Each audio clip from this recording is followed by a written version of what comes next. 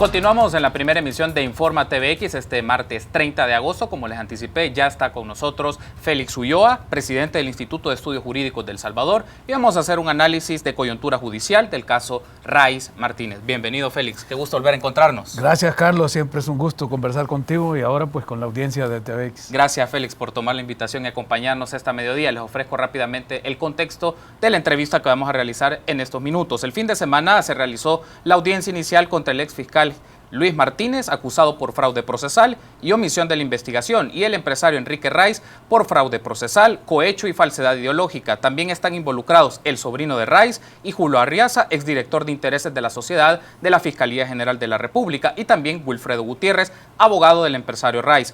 En el desarrollo de la audiencia, la Fiscalía insistió en reproducir unos audios que incriminan a las personas mencionadas en una trama de corrupción a costa de beneficios judiciales para Enrique Raiz, donde aparece el nombre del ex juez Romeo Aurora Yamatei, vinculado en acuerdos con el abogado Raiz para definir el resultado de una audiencia contra Claudia Herrera, acusada de amenazas al empresario. El exfiscal Martínez está acusado de entorpecer una investigación contra el exjuez Aurora Yamatei. Por otra parte, Martínez también ha sido demandado por el sacerdote Antonio Rodríguez por el delito de divulgación de información reservada, es decir, que Luis Martínez, en el ejercicio de su cargo, divulgó conversaciones telefónicas del padre Toño como mecanismo de presión para que el sacerdote aceptara cargos en su contra por introducir objetos a centros penales y tráfico de influencias. Como es conocido, el domingo, la jueza del Séptimo de Paz decretó medidas sustitutivas, es decir, llevar el proceso en libertad pero sin salir del país y notificando su lugar de residencia y pagar fianzas entre los $5,000 y los $20,000.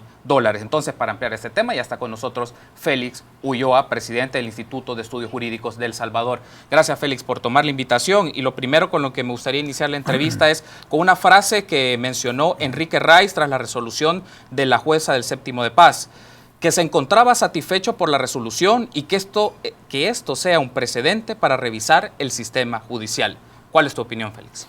Bueno, igual coincido, este debe ser un punto de inflexión en la revisión del sistema judicial, y más que la revisión del sistema judicial, porque la revisión es permanente, es cotidiana, con el ejercicio de la práctica judicial, la resolución de casos, se está revisando el proceso. Aquí más bien de lo que se requiere es de una depuración del órgano judicial, una actualización de los procedimientos judiciales, una capacitación permanente de jueces, en fin, hay toda una reingeniería que hacer en esta función del Estado, porque ya va más allá del órgano del Estado, es la función jurisdiccional la que ha llegado a un límite en el cual este caso puede ser un parteaguas. ¿Por qué?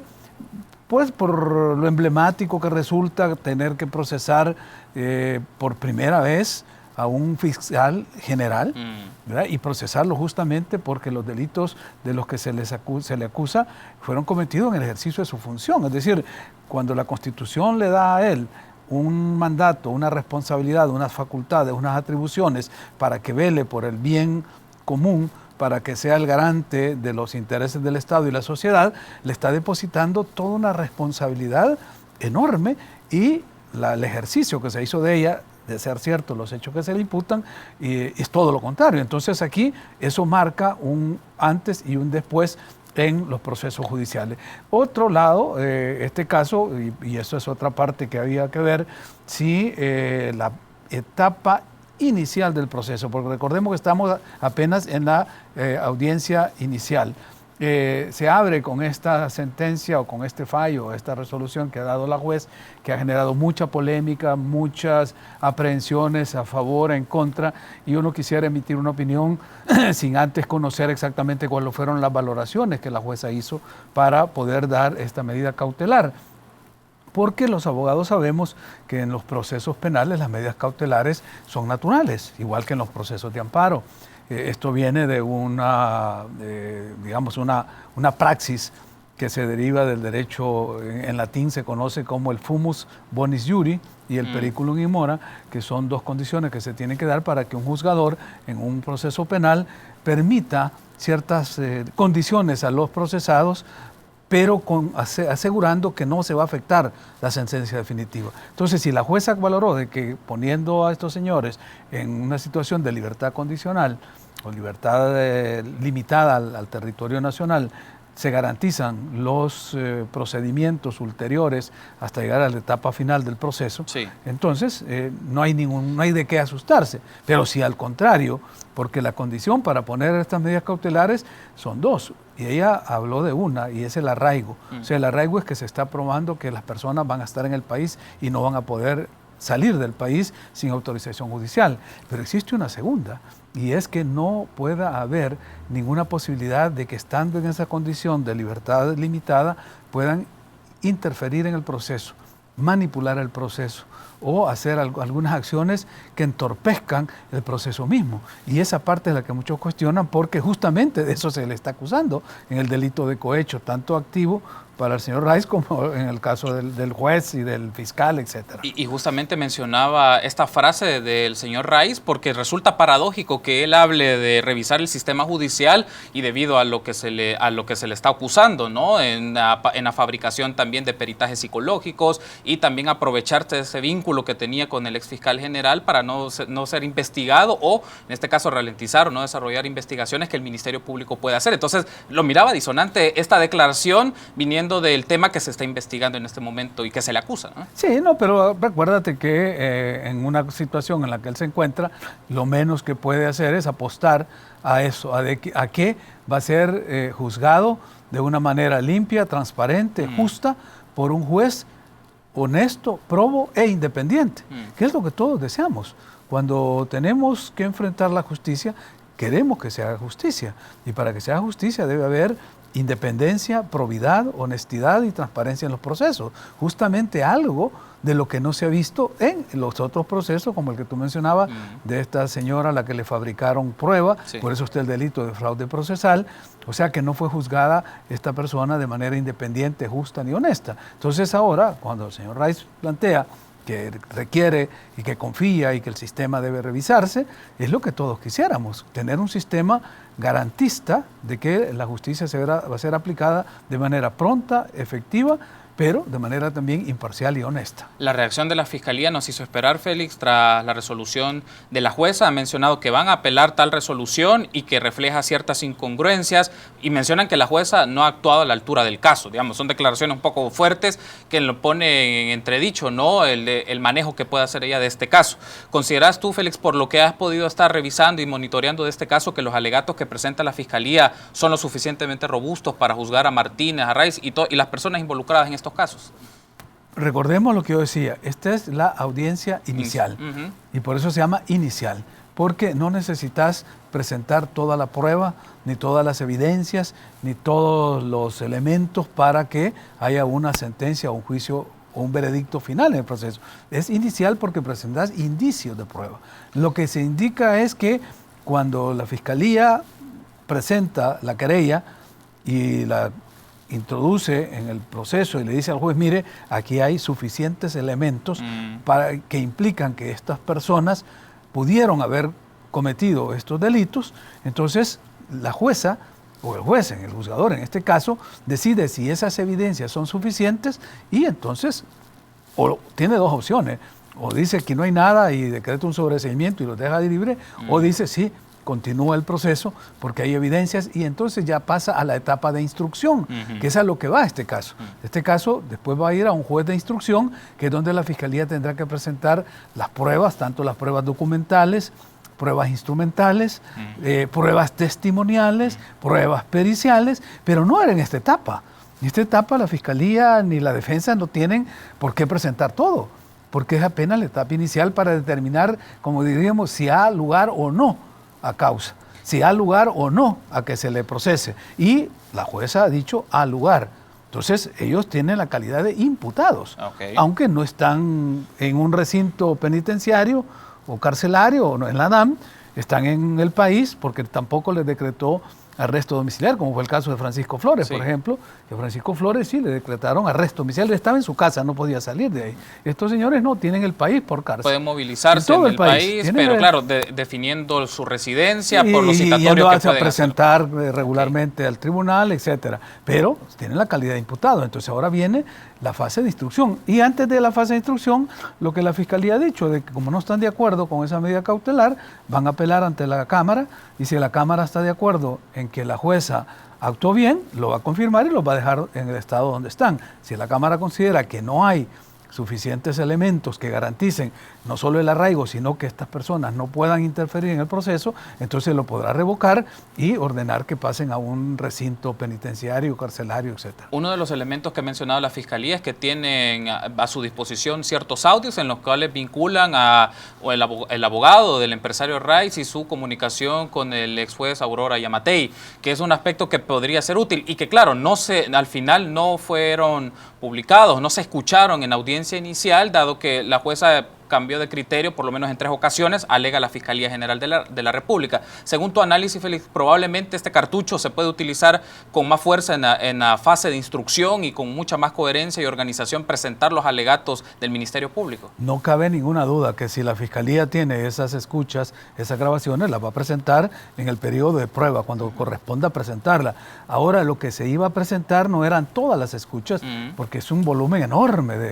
Entonces presentaron al azar menos de un 10% de las escuchas. Incluso están transcritas. Lo que no se pudo fue oírlas, pero están las transcripciones. Creo que el Faro ya publicó algunas de ellas y en el proceso constan algunas de estas transcripciones. De tal suerte pues que el resto, todo el volumen de ellas se conocerá en la fase de instrucción, cuando la Fiscalía los presente, pero por ahora la Fiscalía lo que quería decir, mira, aquí hay un indicio, les traemos una muestra de lo que son todas las escuchas. Y esto es suficiente para que las personas que están involucradas en este hecho, pues pasen a ser procesadas. Hay un asunto que creo que sería importante que se pueda aclarar a nuestra audiencia, Félix, es respecto a estos audios. Mencionan los abogados defensores de Rice y compañía que estos audios no se podían utilizar, es más bien tenían que haber sido desechados porque no aplicaban para este proceso. Creo que sería interesante aclarar esta figura, si estos audios pueden ser utilizados o hay algún tipo de disposición legal en la cual podría neutralizar la aplicación de esto como un tipo de prueba o de evidencia que tendría la Fiscalía. Ya eso lo va a determinar el juez de instrucción, si les da valor probatorio o los desecha. Por ahora están como elementos materiales dentro del proceso, porque están ahí. Tú no los puedes ignorar, no puedes decir, no existe. Aunque jurídicamente no tengan valor, materialmente existen ahí. Digamos, el cuerpo del delito, de un supuesto delito, y está ahí, está presente. Entonces, tú no puedes decir, no existe. Lo que puedes decir es, esa prueba no ha lugar en este proceso porque las razones que sean. Yo lo que he escuchado es que el fiscal, Luis Martínez, dio la orden de que se destruyeran esos audios y las personas que estaban encargadas de destruirla no siguieron la orden y lo guardaron. Sí. Ese es el tema. Entonces lo que quieren ahora es procesar a esos funcionarios que guardaron los audios por no haber acatado la orden de su jefe en ese momento de destruirlo. Pero ese es un hecho y es una situación fáctica. Quien va a determinar si tiene valor jurídico y se incorpora va a ser ya el juez de instrucción. Tenemos que hacer una pausa, Félix. Me gustaría seguir abordando este tema, pero también otro que creo que podemos tener un análisis muy importante y tu valoración sobre ello, las elecciones internas del Partido Arena, si te parece. Claro, con gusto. Tenemos que hacer una pausa. Continuamos en su espacio de entrevista hasta mediodía del martes 30 de agosto. Me acompaña Félix Ulloa, presidente del Instituto de Estudios Jurídicos de El Salvador, y estamos haciendo un análisis de coyuntura judicial, caso Rice Martínez. Volvemos en instantes.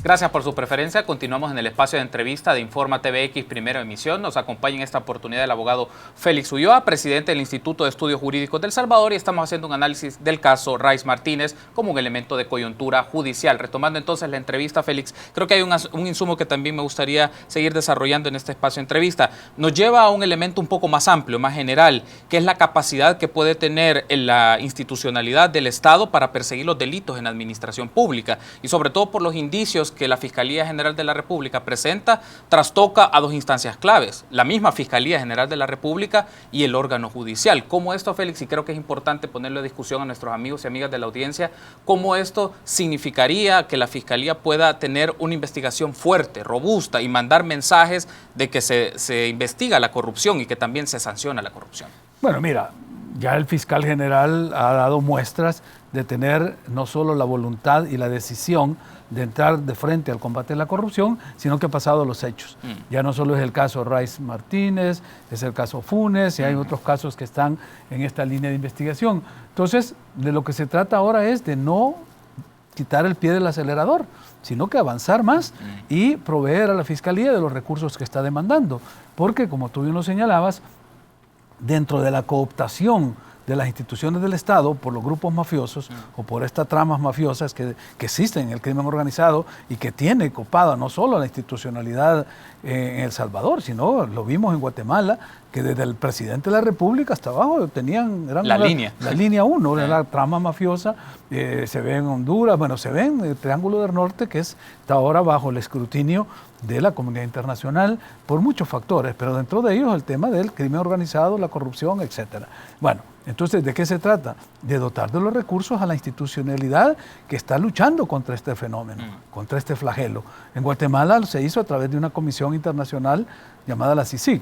En Honduras se buscó otro modelo en el cual es apoyado por la OEA. Nosotros lo estamos haciendo con la institucionalidad nacional. Entonces, si tenemos esa capacidad de usar nuestras instituciones, pues hay que fortalecerla, porque el fiscal está reclamando que de los 80 millones asignados apenas le han dado 40, todavía tienen un déficit para entregarle recursos. La mitad de la, por no decir tanto, pues un fuerte e importante componente de sus propios funcionarios estaban dentro de la corrupción. Hay que sanear, hay que limpiarla. Bueno, y hay 2 cabezas altas que están procesadas, no sabemos cuántos más. Y esos vacíos van a tener que ser llenados con nuevos fiscales.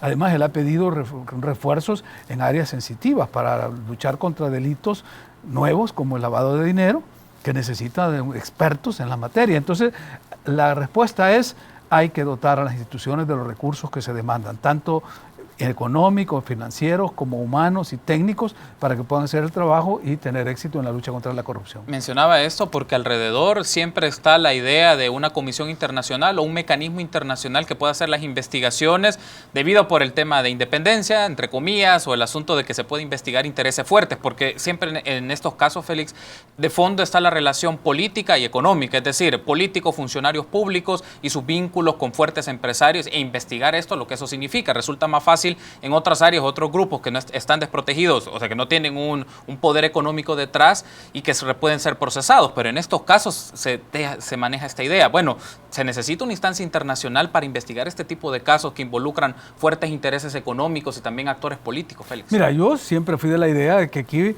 necesitábamos una comisión similar a la de Guatemala, por eso que tú dices, porque había que enfrentar un poder organizado que tiene capacidad incluso a veces superior a la del Estado y que para ello pues, necesitabas el concurso, el apoyo, el acompañamiento de instancias internacionales especializadas, en este caso Naciones Unidas, que es la que está apoyando en Guatemala.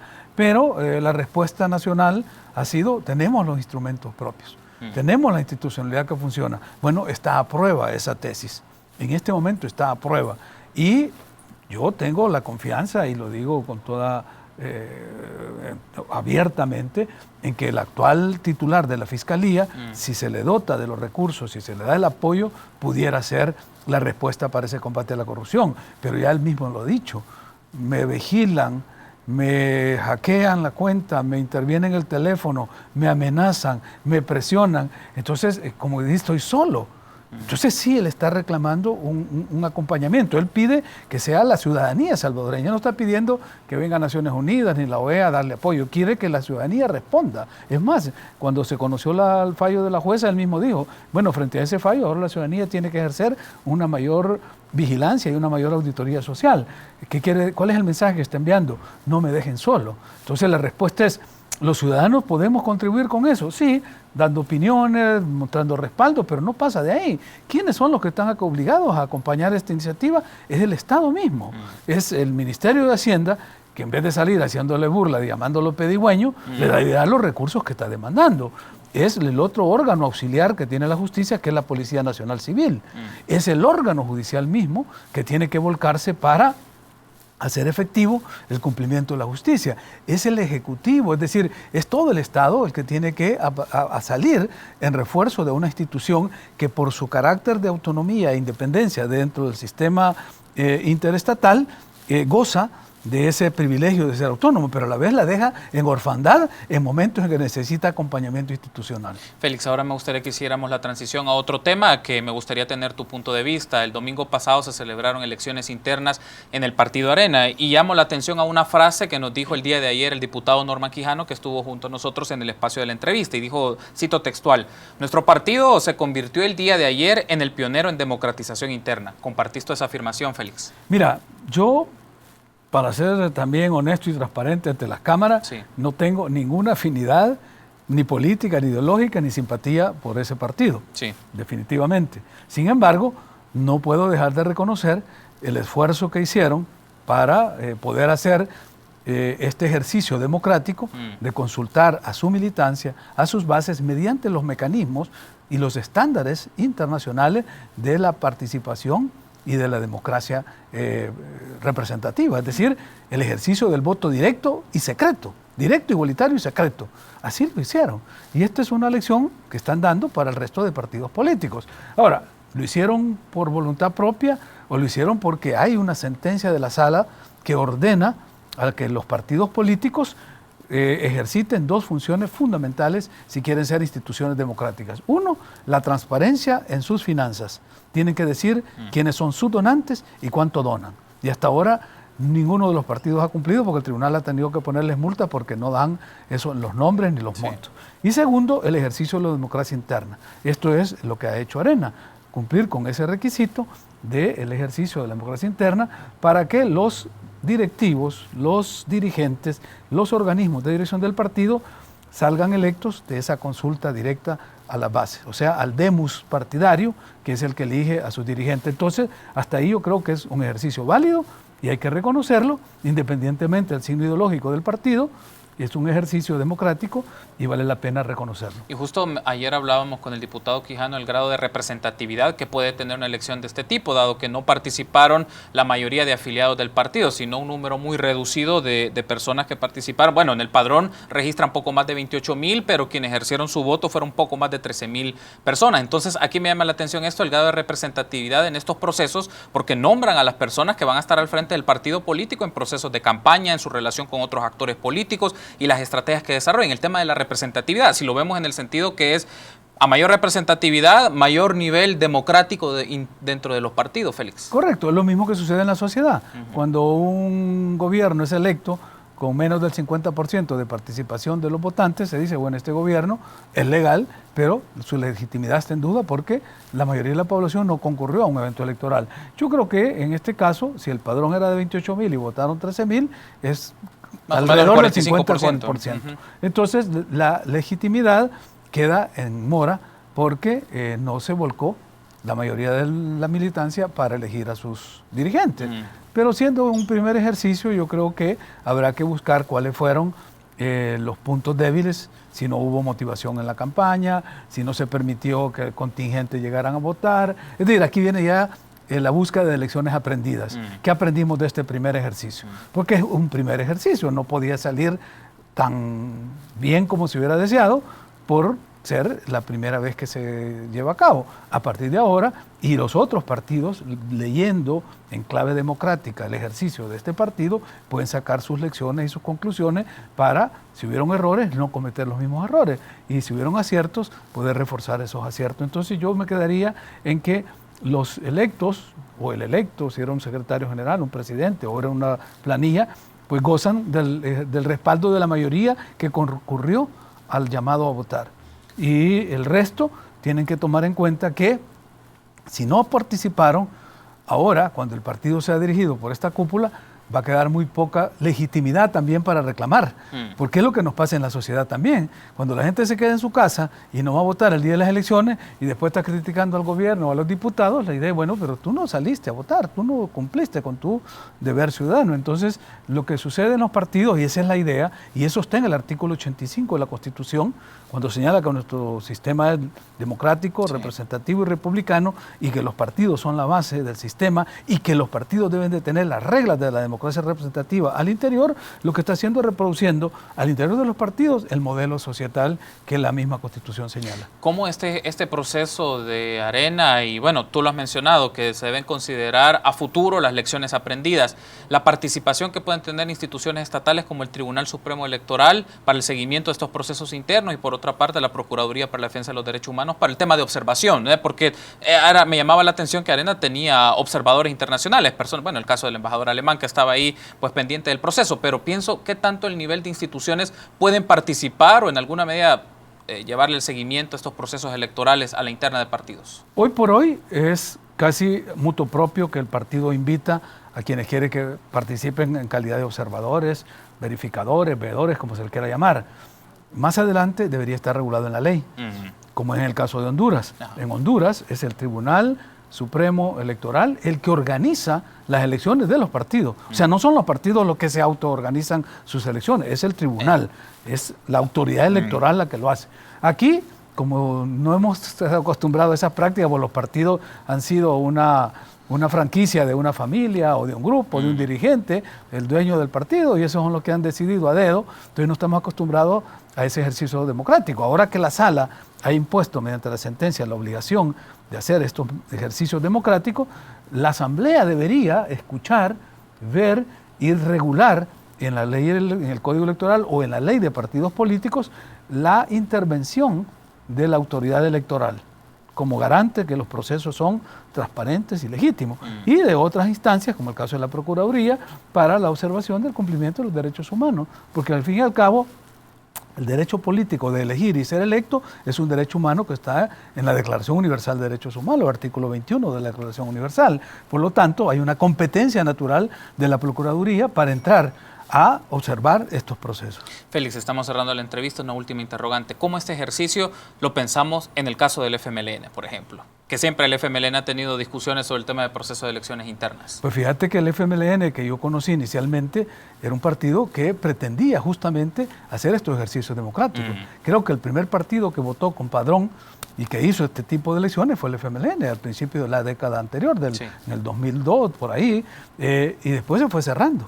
Se fue cerrando al grado de que en esta última elección no hubo contienda, no hubo competencia, hubo un candidato único. Casi como que estabas en el caso de Nicaragua ahora, que habla de un candidato único, o en un país árabe donde el jeque es el único candidato. Entonces, no hay esos espacios de apertura y de ejercicio. Entonces tenés, y una militancia que no exige, que es lo peor, porque es una militancia que se queda a lo que dice la cúpula, a lo que dice la gerontocracia, porque ya es una gerontocracia la que hay ahí. Entonces no hay la posibilidad ni de remozar el liderazgo, ni de traer ideas nuevas, ni de que el partido se revitalice. Entonces yo creo que hay que verse en ese espejo para los próximos ejercicios, porque si no, estos partidos están condenados a perecer, como el proceso evolutivo. Lo que no evoluciona, perece. Yo creo que en este caso la derecha ha dado una lección, porque el cambio generacional que ha habido en esta nueva elección del nuevo liderazgo no tiene nada que ver con la guerra,